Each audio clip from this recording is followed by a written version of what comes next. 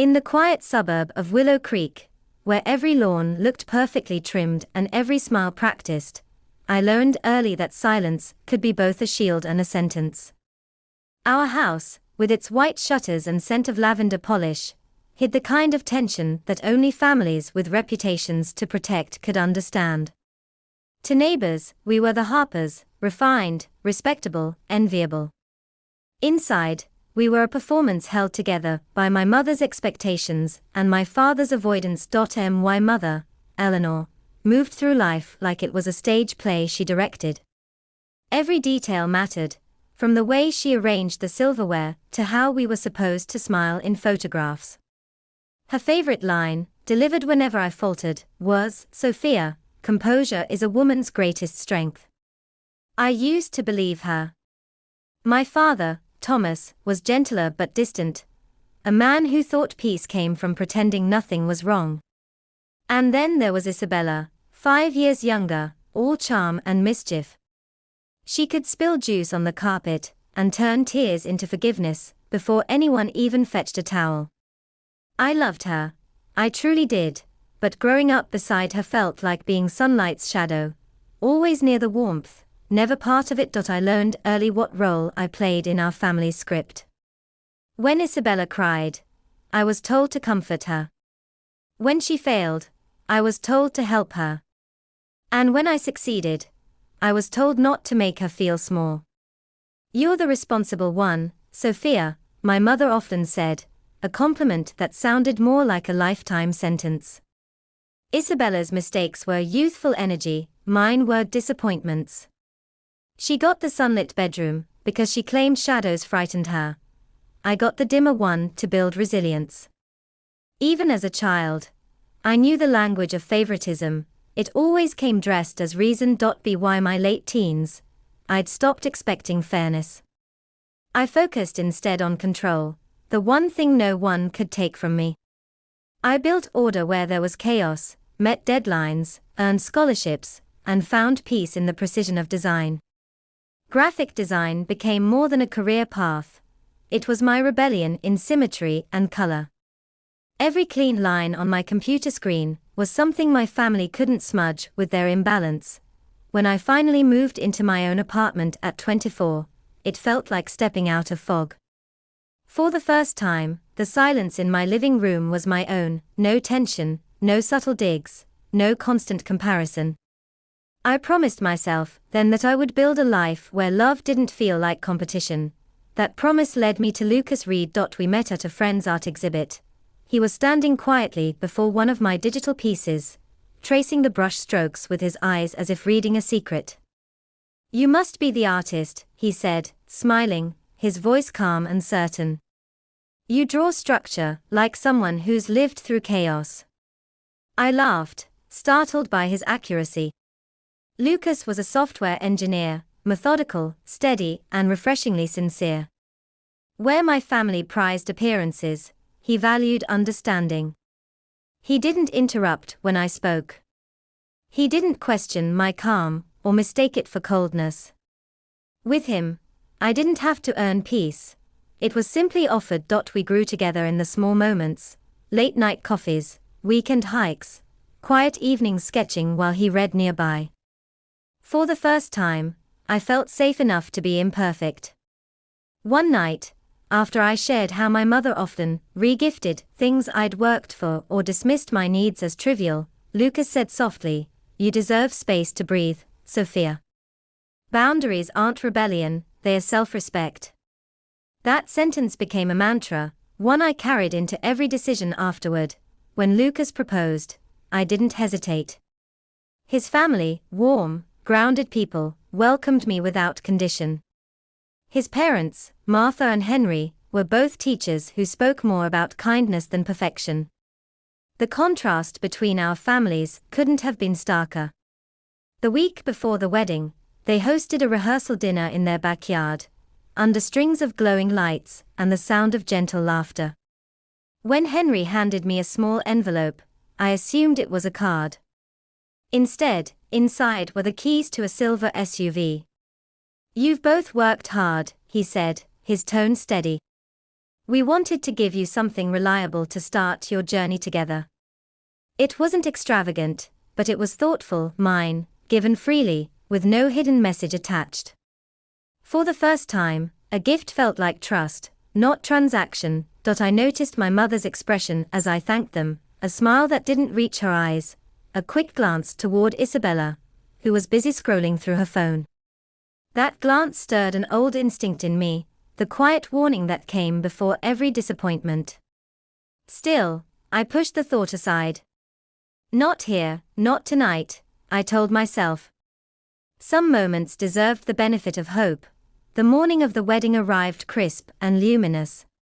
The garden venue shimmered with soft lanterns, white roses, and music that seemed to float on the breeze.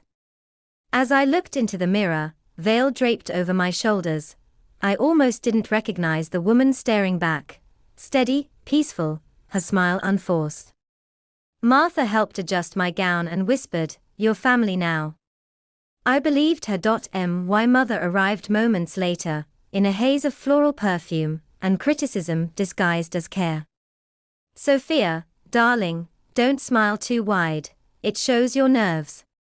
Her touch lingered on my cheek, firm but performative. "You've always been so selfless. Hold on to that, it's what makes you special." I thanked her, though inside, I felt the weight of that word again, selfless, as in emptying oneself for others. The ceremony unfolded like a dream. Lucas's eyes never left mine as we exchanged vows. When we were pronounced husband and wife, the cheers felt genuine, the joy real. For a fleeting second, I believed the cycle might finally break, but as we entered the reception hall, I saw the look, the one my mother gave before she took control of a moment. She glided toward us, radiant and rehearsed, with Isabella close behind. "Sophia, dear," she began sweetly, "your in-laws gave such a lovely gesture, the SUV." I smiled, ready to express gratitude again, until she added, with the same airy tone one uses to discuss table settings, "We've decided it's best if Isabella uses it for now. She needs reliable transportation more than you. You and Lucas can share one for the time being." I froze. Around us, music played, laughter echoed, glasses clinked. But her words hollowed the sound. Isabella gave a light laugh. "It's only a car, soft, don't make it a big deal." My mother's fingers pressed into my arm gently. "You've always been the practical one." Old reflexes kicked in, the urge to nod, to smooth over, to perform gratitude for humiliation disguised as generosity. But then I felt Lucas's thumb brush against my wrist, grounding me. His quiet presence reminded me of that promise I'd made, to breathe freely. I met my mother's gaze and smiled faintly. "You're right," I said, voice steady. "I don't mind sharing." She exhaled in relief, mistaking restraint for agreement. Lucas, though, knew the difference. His hand tightened around mine, a silent vow exchanged beneath the noise. The rest of the evening passed in fragments, smiles that didn't reach my eyes, photos that felt staged, laughter that tasted like ash. Beneath the surface, something inside me shifted. Years of quiet compliance had made me strong in silence, but for the first time, that silence began to feel like surrender. As guests danced and lights dimmed, I slipped my hand into my clutch and felt the edge of an envelope, a document Lucas and I had prepared weeks before. It was an affidavit, simple yet powerful, ensuring that any gift or asset given in my name remained mine alone. It wasn't about greed, it was about protection, about rewriting the rules that had always favored others. My mother had called me selfless all my life. Maybe it was time to show her what self-respect looked like. That night, beneath the shimmering glow of our wedding lights, I realized something profound. Peace doesn't always come from keeping quiet. It sometimes begins with saying no. The reception lights softened as the night deepened, the hum of conversation melting into a low buzz of clinking glasses and fading laughter. From the outside, everything looked perfect. Our first dance complete, the cake cut, the smiles intact. But beneath the polished glow, I felt something shifting, subtle yet unstoppable, like the first crack in a frozen lake. Lucas and I slipped away from the noise, down a quiet hallway that smelled faintly of roses and candle wax. He loosened his tie and leaned against the wall, watching me carefully. "Do you want me to handle this?" he asked, voice low but steady. For a moment, I considered it. Letting him take charge, letting him be the one to push back. But then I shook my head. "No," I said, surprising myself with the firmness in my tone. "I've been silent long enough." He nodded, his expression soft but resolute. "You knew this might happen." "I hoped it wouldn't," I admitted, but I prepared anyway. I reached into my clutch and felt the familiar edge of the envelope. Our quiet safeguard, drafted weeks ago when I'd confessed to Lucas how easily my family twisted generosity into control. The affidavit wasn't about retaliation, it was about drawing a line. I had spent years surrendering what was mine: time, energy, credit, peace, all for the illusion of harmony. But tonight, harmony had a new definition: truth without apology. Lucas's phone buzzed. He glanced at the screen and sighed. "You need to see this." He turned the screen toward me. There it was, Isabella's social media post, barely 10 minutes old. She was posing in front of the SUV, flashing a peace sign, captioned, "New wheels courtesy of my amazing sis." Feeling blessed, a laugh slipped out of me, dry, humorless, but free. "Of course," I said. She couldn't wait. We walked back to the ballroom. The crowd had thinned, but the air still buzzed with chatter and music. My mother stood near the dessert table, surrounded by guests, laughing her perfect, melodic laugh that always sounded one note too high. Isabella hovered nearby, phone still in hand. As soon as they spotted us, Eleanor beamed and waved. "There you are," she trilled. Everyone wondered where the bride disappeared to.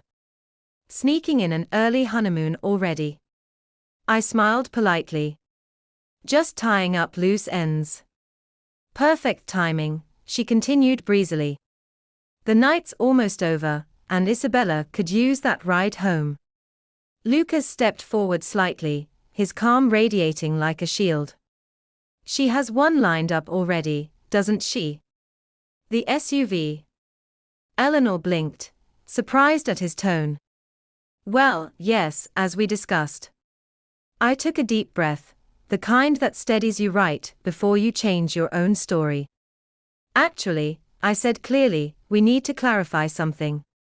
A few nearby guests turned, sensing the shift.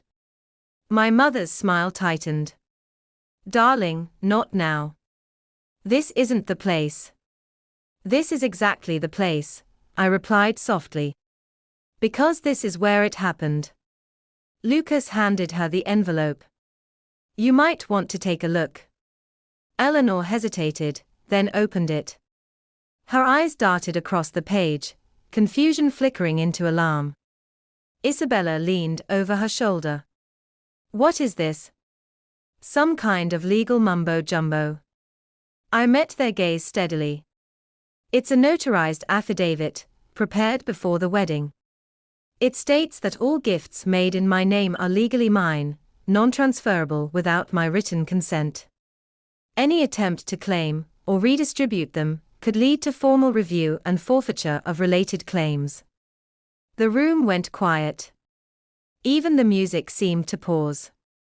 My mother's voice, when it came, was sharp. "Sophia, this is absurd. You're making a scene over a misunderstanding." "No," I said gently, "I'm making a stand over a pattern." Isabella's face flushed. "You think you're better than us now? Just because you married someone who can afford lawyers?" "This isn't about better," I said. "It's about boundaries. You call it family tradition, I call it taking without asking." Thomas, my father, stepped forward nervously. "Let's not do this here," he murmured, his voice barely audible. "Dad," I said softly, "you've spent your whole life not doing it here. That's how it got this far. Eleanor's expression hardened. We are your family. You can't treat us like outsiders.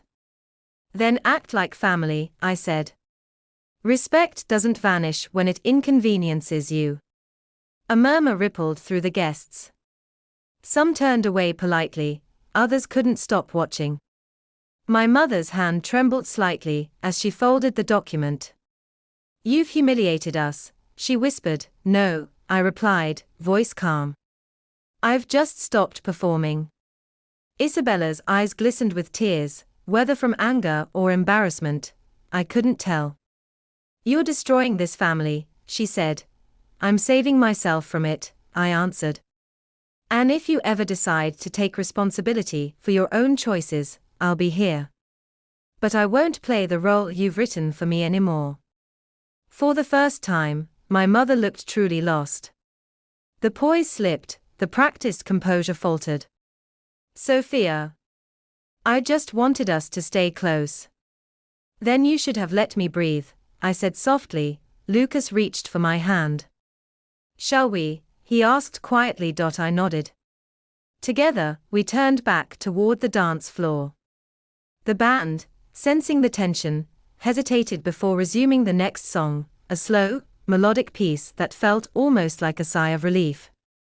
As we began to dance, I caught sight of my reflection in the mirror, the same woman as before, yet entirely changed. Behind us, my mother stood motionless, the envelope still clutched in her manicured hand. When the song ended, Lucas pressed his forehead against mine. You did it, he whispered. No, I said with a small smile. I just finally stopped hiding. We left soon after, stepping into the cool night air. The stars stretched endlessly above, indifferent to human dramas. For the first time in years, I felt weightless. The car waited for us in the parking lot. Our car, exactly where it belonged. Lucas opened the door for me with a grin. Still want that honeymoon road trip? He asked. In our own car, I said, laughter spilling out freely for the first time all day. And this time, I'm driving. The road stretched ahead like an unwritten page. We drove through sleeping streets, city lights flickering on the windshield. When the wind caught my veil, I rolled the window down and let it fly away into the night. Lucas glanced at me, amused. Letting go of your fairy tale. Just rewriting it, I said. No more perfect performances. Just peace. Days later, when we returned home, the world felt quieter, not empty, but whole. My phone buzzed with calls and messages from family I wasn't ready to answer. I turned it face down on the counter, a simple act that felt revolutionary. On our refrigerator hung a wedding photo, the one taken right after I handed my mother the document. The expression on my face wasn't angry or triumphant. It was calm. Authentic. Every morning, I'd glance at that photo before work, a reminder of the night I chose to step out of the shadows. It wasn't about punishment, it was about balance. About learning that love without respect is just control dressed up as care. Sometimes, people think breaking free means cutting ties, but I've learned it's gentler than that. It means refusing to shrink so others can feel comfortable. It means saying, this is enough, without guilt. One evening, Lucas and I stood outside, watching the sunset burn gold over the rooftops. He slipped an arm around me. You think they'll ever understand? He asked. Maybe, I said. Maybe not. But understanding isn't my job anymore. Living is. He smiled. That's the Sophia I fell in love with.